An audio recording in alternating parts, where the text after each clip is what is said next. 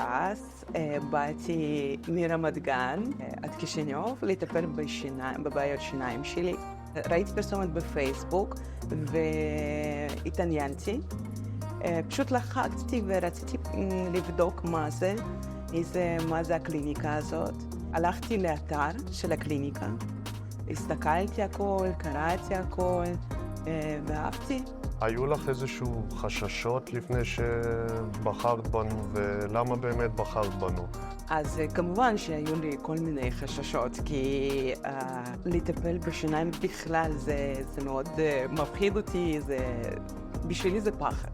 עשיתי ריסרצ', ראיתי באתר איך הקליניקה, איך היא נראית, שהכל מסודר והכל נקי ואנשים מתוסכלים, ואהבתי. עם איזה בעיות הגעת אלינו ואיזה טיפול קיבלת? כל מיני בעיות, האמת. היה לי טיפול שורש חוזר לכמה שיניים, וזה היה ממש לא פשוט.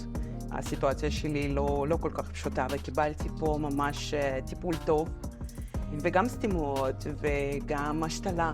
ג'ימי, תספרי לנו קצת איך עבר הזמן אצלנו פה, איך קיבלו אותך, איך התייחסו אליך. אז באתי לפה עם פחד גדול, כי הטיפולי שיניים בשבילי זה דבר מסובך כל הזמן. וטוב, ומה שחשוב, הכי חשוב בשבילי, שאני קיבלתי יחס אישית.